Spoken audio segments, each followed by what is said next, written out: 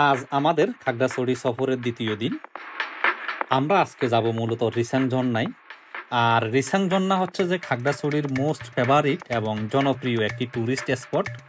স্থানীয়রা অনেকে এটাকে সাপমারা রিসাং ঝর্ণা নামেও ডাকে। রিসাং মূলত একটি মারমা শব্দ, যার অর্থ হচ্ছে অনেক উঁচু স্থান হতে জলরাশি গড়িয়ে পড়া। প্রায় 30 মিটার উপর থেকে প্রবাহমান জলধারার শব্দ অনেক দূর থেকে কান পাতলে শোনা যায়। যত ঝর্ণার কাছাকাছি যাবেন ততই এই জলধারার শব্দ আপনার হৃদয়কে আনন্দের জোয়ারে ভাসিয়ে দিবে।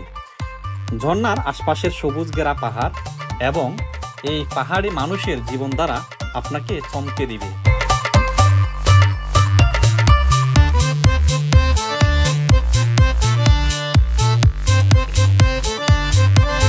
খাগড়াছড়ি জেলা সদর থেকে প্রায় 9 কিলোমিটার এবং আরো একটি জনপ্রিয় পর্যটন স্পট আলোটিলা গুহা থেকে মাত্র 2 কিলোমিটার দূরে মাটিরাঙ্গা উপজেলাতে রিসাং ঝর্ণাটি অবস্থিত।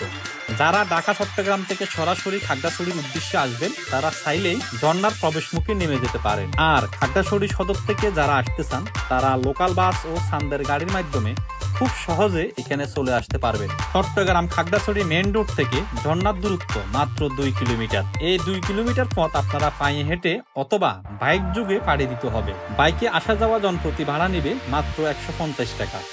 আমরা আমাদের নিজস্ব বাইক যুগে ঝর্ণার খুব কাছাকাছি চলে এসেছি। ঝর্ণার প্রবেশ পথের দুই পাশের পাহাড়গুলো বেশ সুন্দর লাগতেছে। বর্ষাকালে মনে হয় পাহাড়গুলো তার যৌবন এবং রূপ খুঁজে পায়। অল্প কিছুটা সিঁড়ির পথ ধরে আমরা ঝর্ণার খুব কাছাকাছি চলে এসেছি। এই ঝর্ণাকে খুব কাছ থেকে উপভোগ করার জন্য প্রায় প্রতিদিন এখানে অজস্র মানুষের সমাগম হয়।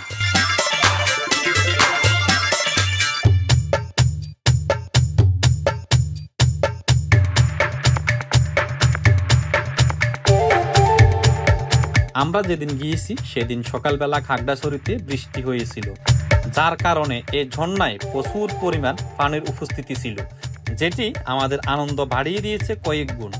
ঝর্ণার পানিগুলো উপর থেকে যেখানে পড়ছিল এর আশপাশের এলাকা খুবই পিচ্ছিল এবং এটি সমতল থেকে অনেকটা উঁচুতে হওয়ায় যে কোনো মুহূর্তে পিচ্ছিল খেয়ে মানুষ নিচে পড়ে যাওয়ার সম্ভাবনা ছিল। তাই অনাকাঙ্ক্ষিত সকল দুর্ঘটনা এড়াতে এখানে কর্তৃপক্ষ শক্ত করে একটি রশি বেঁধে দেয়, যেটি ধরে আপনি ঝর্ণার নিচে দাঁড়িয়ে ইচ্ছে মতো আপনি ঝর্ণাটাকে উপভোগ করতে পারবেন। প্রাকৃতিকভাবে তৈরি হওয়া স্লাইডিং এ চাইলে আপনি স্লাইডিং করতে পারবেন। তো আমরা বেশ কিছুক্ষণ এই ঝর্ণায় সময় কাটিয়েছি। এখন আমরা এখান থেকে চলে যাব নতুন কোনো গন্তব্যের উদ্দেশ্যে। দেখা হবে আবার অন্য কোনো ভিডিওতে। সে পর্যন্ত সবাই ভালো থাকুন।